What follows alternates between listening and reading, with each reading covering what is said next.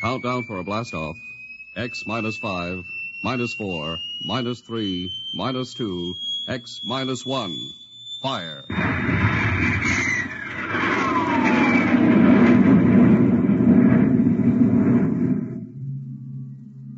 From the far horizons of the unknown come transcribed tales of new dimensions in time and space. These are stories of the future.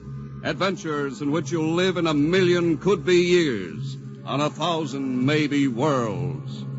The National Broadcasting Company presents X minus 1.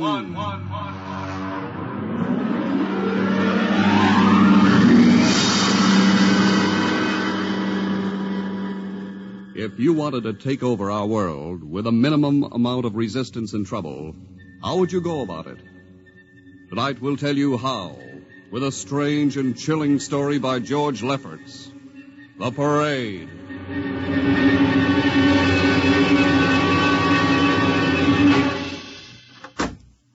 You are Mr. Sid Ryan. The same. My name is Luchar. I am a Martian. Pleased to meet you, Mr. What was that again? A Martian. As in Orson Welles? Precisely. I'm a Rotarian myself. Sit down. Thank you. Now that we've had our little joke, Mr. Luchar, what can Publicity Associates do for you? I am interested in obtaining publicity. It has been my observation that advertising and publicity are the very backbone of earthly civilization. Spoken like a true Martian, Mr. Luchar. Now, if you'll tell me the name of the client. The client, of course, will be the Martians. You don't give up, do you? Give up? The gag, I mean. Oliver. Yes, Mr. Ryan? This is Mr. Luchar. Oh, how do you Mr. do? Luchar claims to be a Martian. Take him outside, will you, Oliver? I am happy to see, Mr. Ryan, that my telling you I am a Martian has approximately the effect I guessed it would. I believe we can do business. I have here cash retainer of $5,000.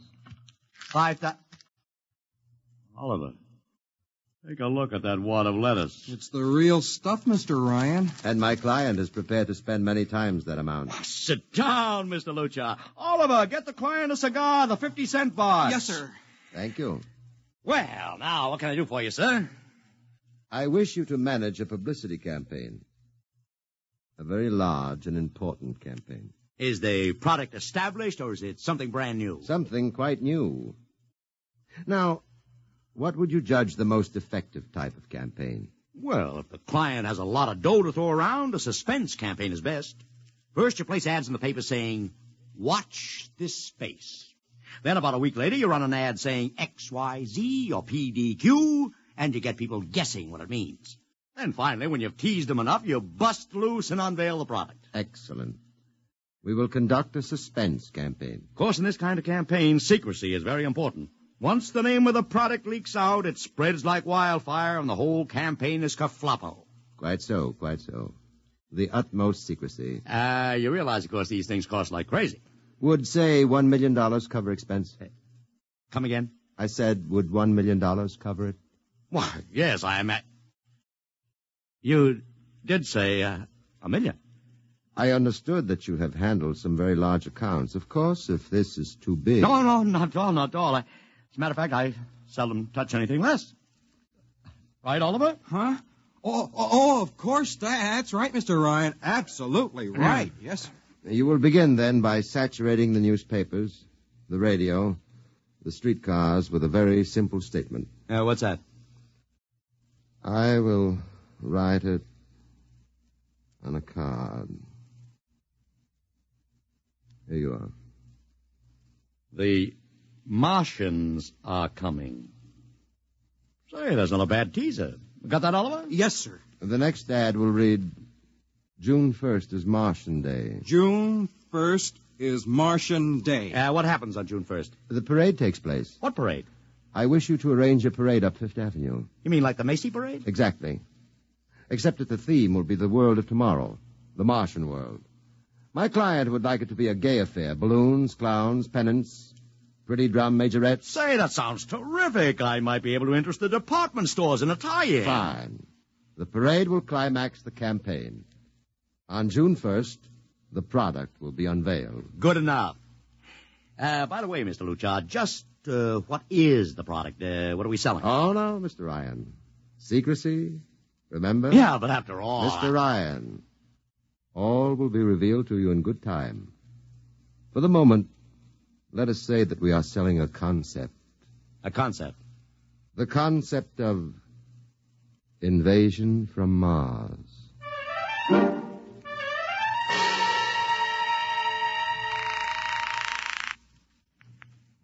Sorrel Talent Agency. Sammy Sorrell, please. This is Sammy. This is Sid Ryan over at Publicity Associates. Listen, Sammy, how you fixed for midgets? I got midgets. Fine, I need 40 midgets for a parade. 40. June 1st.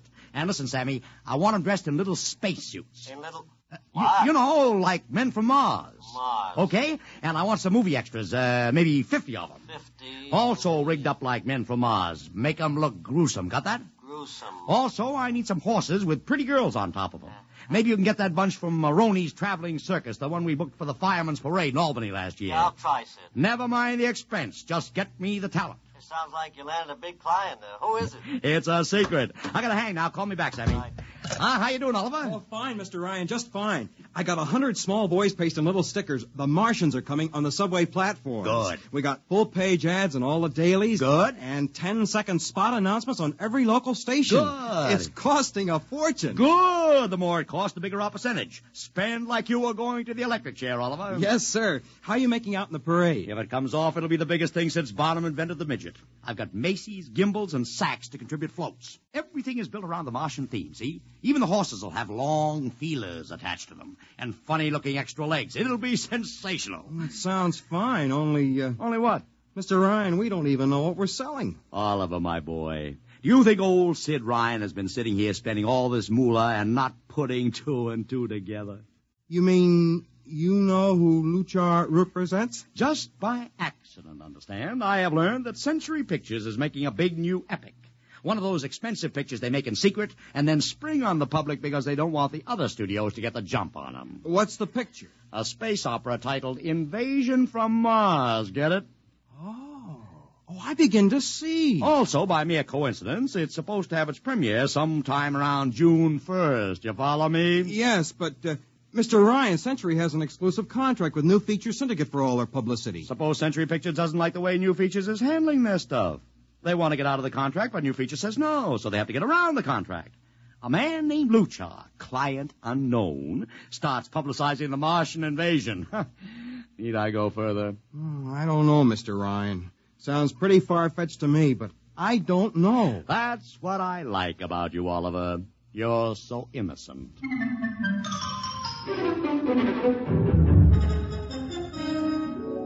Now, let me talk to Commissioner Patrick, please. Sid Ryan. Hello. Commish, Sid Ryan. Oh. How are you, Ryan? Fine. What is it this time? You want to drop a man off the Empire State Building into a teacup full of water? The answer is no. Also, we're not arresting any fan dancers. You know I don't handle fan dances. I want a permit for a parade. June 1st, 5th Avenue. It's a Sunday. There's no traffic. Now, look, Ryan, Macy's gets a permit. Gimbals gets a permit. The American Legion gets a permit. The Sons of Erin march every time Morton Downey sings the Wearing of the Green. Oh, don't give me a hard time, Patrick. This is too big. I have the 5th Avenue Merchants Association behind me. Okay, Ryan. Fill out the forms. I'll pass them along to the license commissioner. That's my boy. By the way, what's the occasion for this parade? Oh, don't you read the papers, Patrick? June 1st is Martian Day.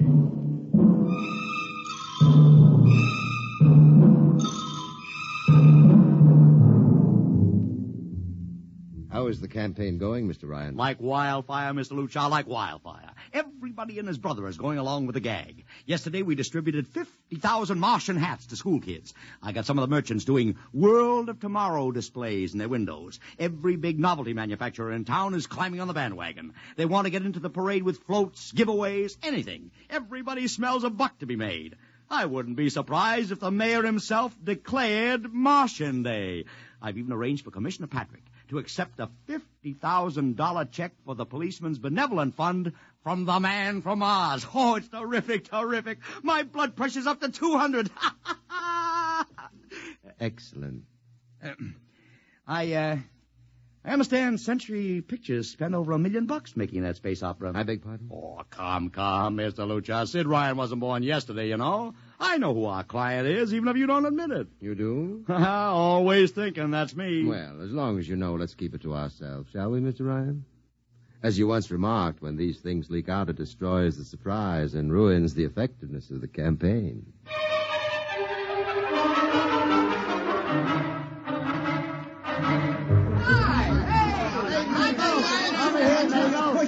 Ladies and gentlemen, this is Ken Daly speaking to you from our portable transmitter atop the reviewing stand for the much-heralded Martian Parade on Fifth Avenue.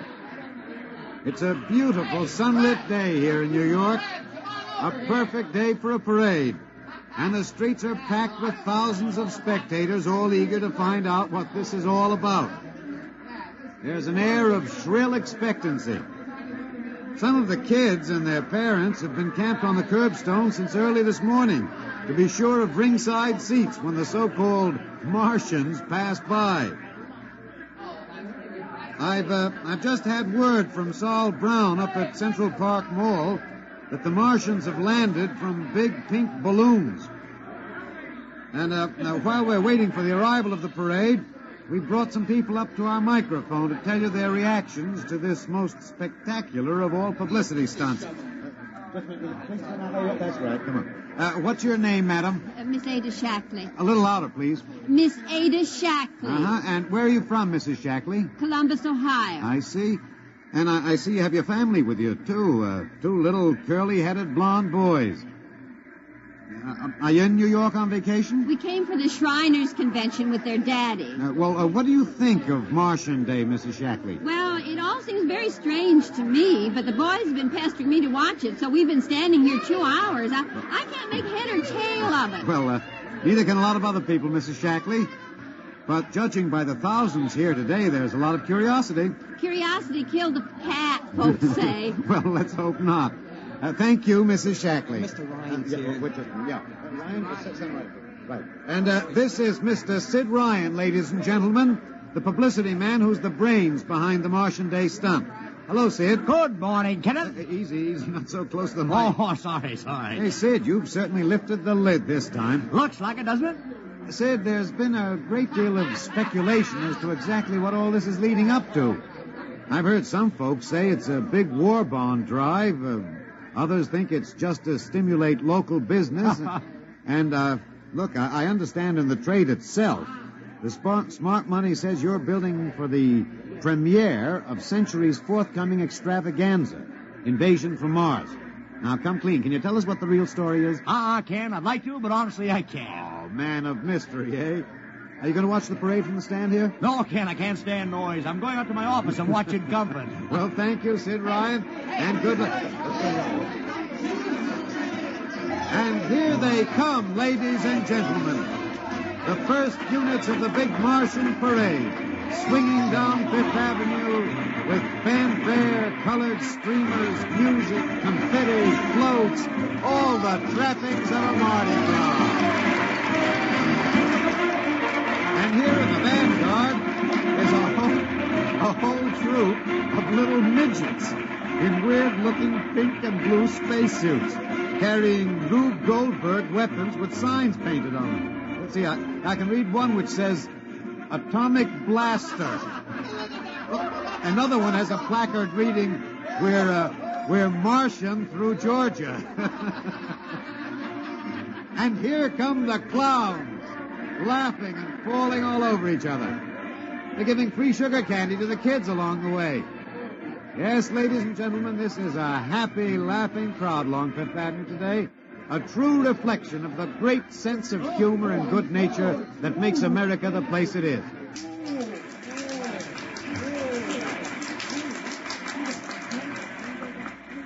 This is promised as the climax of the show. And now a great hush has fallen over the crowd. It's quite a sight to see these thousands of people standing here expectantly, hearing only the great regular sigh of their mass breathing. And now here they come, ladies and gentlemen, the Martians, marching in booted, helmeted ranks, row after row of them. My, this is an impressive sight, ladies and gentlemen, and a rather serious contrast to the rest of the joyous slapstick parade we've witnessed. There are perhaps, 200 tall, broad-chested men dressed in metallic gray spacesuits with thick glass visors drawn across their faces. Each is holding an ominous-looking ray gun at the ready position. They're marching in absolute silence, keeping step perfectly, as though some mute, unspoken command were marking time for them. The crowd seems rather grim and serious now. Perhaps they're reminded of the actuality of war and possible invasion. They stand solemnly, silently, watching. Even the children are awed. And now the first ranks of the Martians are moving past us down Fifth Avenue toward the reviewing stands at the square. No one moves. What's that? What's happening? There, a woman, ladies and gentlemen. She dashed out into the street. For what reason, I don't know. She attempted to lift the visor of one of the Martian spacesuits, but just as she reached the Martian, she fell forward in a dead faint. I tell you, I've never felt such mass tension in a crowd as we're experiencing here right now, today. All sorts of rumors have begun filtering back through the audience. There are excited whispers of she's dead, she fainted, and now an undercurrent of, what? They're really Martians. This is an example of how a single incident can precipitate mass hysteria, ladies and gentlemen. I tell you, it's a mighty reassuring sight to see the blue uniforms of New York's finest spaced every 10 feet or so along the avenue. Somehow, I can't explain it, this incident has begun to work on what was a moment ago a happy, carefree crowd, and the complexion is changing.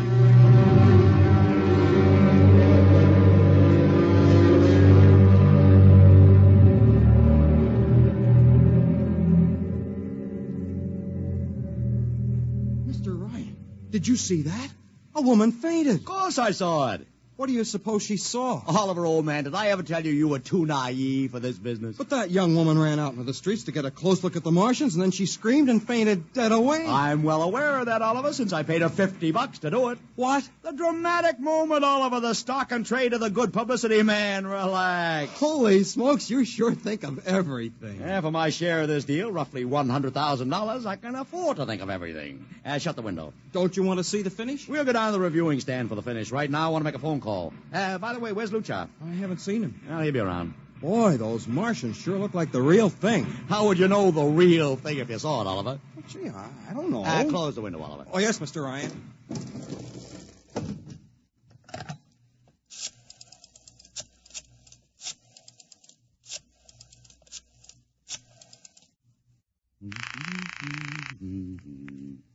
Sorrow's Talent Agency. Sammy, this is Sid Ryan. Say, listen, Sid, I was going to call you. I'm awful sorry about those Martians. What do you mean, sorry? They're terrific. No, don't joke, Sid. I mean it. Well, I mean it, too. They're great, great.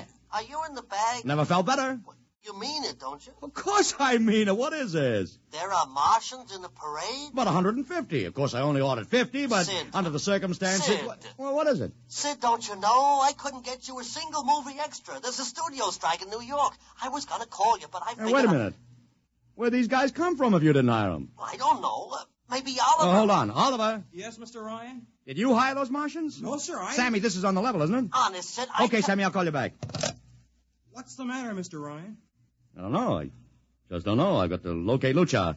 What's Century Pictures number? Mr. Ryan, this is Sunday. Oh, yeah. Well, get me their publicity director, Marty Sanford, at home. Oh, yes, sir. Yeah.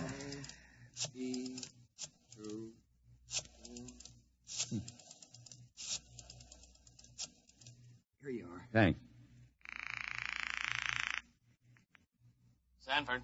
Marty, this is Sid Ryan. Oh, hello, Sid. How's the big Fine, fine. Listen, Marty, this is dead serious. On the level, get it? What's wrong? I've got to locate Lucha.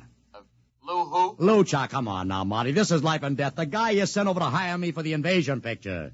Invasion picture? Invasion from Mars, the space opera. Are you batty? Marty. That picture was shelved last month. What? Sure, back in the can. Too expensive and too fantastic. The big shots decided you can't sell a Martian invasion to the American public. And I never heard of a guy named Lou... Mother. What is it, Mr. Ryan? You look terrible. That's too fantastic. What's too fantastic, Mr. Ryan? Is something wrong? Open that window. I want another look at those Martians. Yes, sir.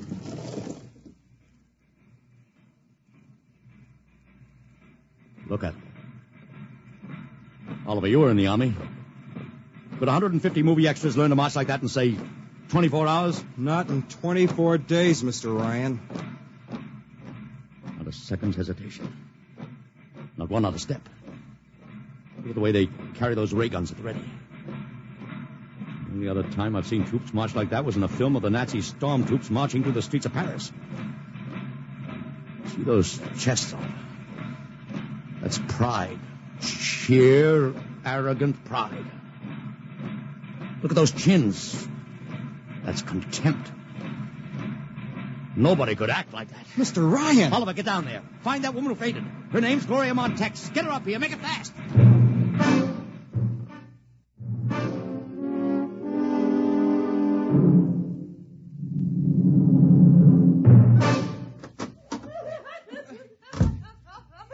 Here she is, Mr. Ryan. I can't get much sense out of her. Stay away from me. Gloria, it's me, Sid Ryan. Oh, don't kid me. You're a Martian. Gloria, settle down. No, you're wearing a mask. Baby, it's me, Sid. And underneath, it's awful. It's all big green eyes and those feelers like a catfish. Baby, snap out of it. Listen, what happened down there? You ran out and screamed like I told you, but the fainting, that wasn't in the act. Oh, go away, please. Go away. What'd you see? Oh, no, please.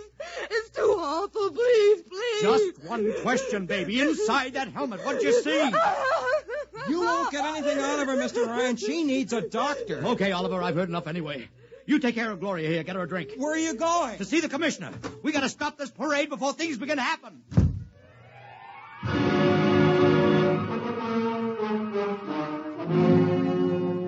Okay, Ryan, what's the beef? Listen, Patrick, I don't know what it is, see, but something's wrong. You gotta stop that parade. I suppose you'd like the riot squad. That would get you a front-page spread on every paper in town.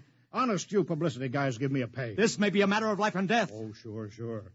Look, Ryan, I've got no time for your cheap publicity gags. I'm a busy man. Listen, I'm trying to tell you I don't know where these Martians came from, who they are, anything about them. All I want you to do is stop the parade and make sure they're on the level. Ryan, I'm wise to your tricks. If you let the sergeant show you out... You won't do it, huh? An honest citizen appeals for protection and you refuse. I most emphatically do. Now beat it. All right, Patrick. I'll go right to the mayor's office. I'll have you busted flatter than a fried egg. Go ahead.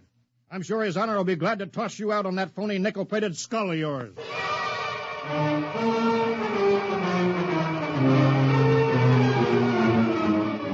You heard me, Ryan. You cannot see the mayor. Adolf, please. This isn't a gag. I don't want publicity. All I want to do is maybe prevent something horrible from happening. In case you don't know it, wise guy, something horrible is already happening. A couple hundred little kids are in the hospital with ptomaine poisoning from that phony Martian candy you passed out.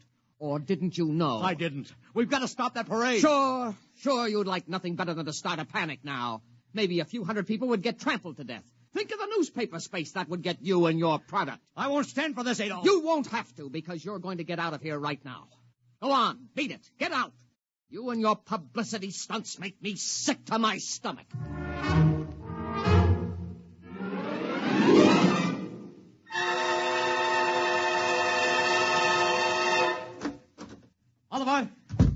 Oliver, where are you? Oliver! It is useless What? to scream at him, Mr. Ryan. Your friend is quite dead. Lucha. He wanted to run to the police with some story about a Martian invasion. I found it necessary to restrain him. Restrain him, you stinking murderer. Now, Mr. Ryan, collect yourself. After all our planning, it wouldn't do to have everything spoiled, now would it? Lucha, stop talking and talk fast, because when you get through, I'm going to take you apart piece by piece. What's this all about? But surely you know, Mr. Ryan, after all, you've been publicizing it for months. Listen, you... Please, do not interrupt. You see, before colonizing your planet, we Martians sent advanced scouts to study your habits, your weaknesses. We found that the people on Earth are predominantly conditioned by advertising and publicity, and so we conceived the idea of treating our entire invasion as a vast publicity stunt. Clever, huh? After all, Mr. Ryan, who would suspect an invader who advertised his invasion in the newspaper, invited the public to his surprise attack, and spent millions publicizing his plans? Holy jumping catfish. You've done very well. Then There was no product. Ah, but there is a product. The product is death. What are you trying to do, Lucha? We Martians are a humane people, Mr. Ryan. We do not like to destroy thousands where a few hundreds would suffice. In exactly 2 minutes, our troops will treat the world to a spectacle of death, which will bring the rest of your planet to its knees in horror. Nations will clamor to surrender. Perhaps, Mr. Lucha. But not if I can help it. You...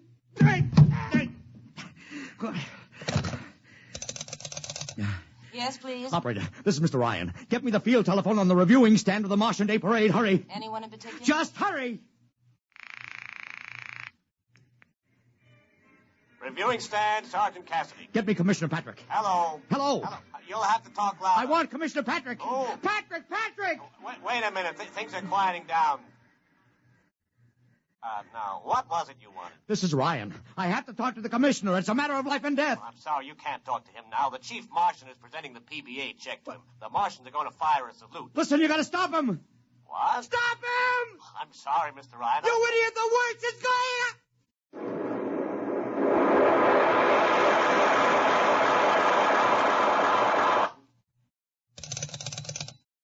This is the operator. I'm sorry, Mr. Ryan. You've been cut off. I can't seem to get them back. Doesn't matter, operator. Nothing matters now.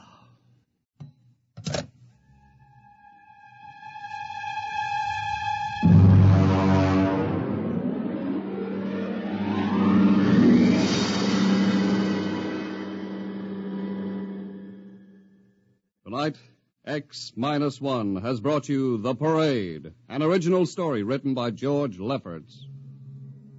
Featured in the cast were Joseph Curtin as Ryan, Joe DeSantis as Luchar, Alexander Scorby as Daly, Agnes Young as the woman, Ellen Deming as Gloria, John Thomas as Oliver, Arthur Anderson as Sammy, Wendell Holmes as the Commissioner, and William Keene as Sanford. Your announcer, Don Pardo. X-1 was directed by Fred Way and is a transcribed NBC Radio Network production.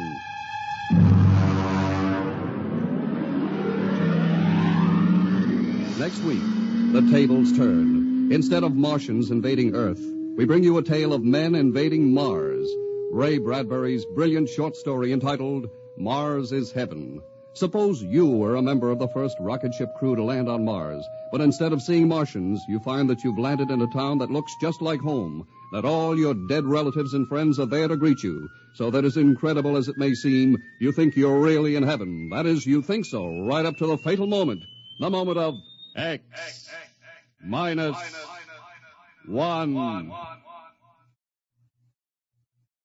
Join the Abbotts on another baffling mystery tonight over most NBC radio stations.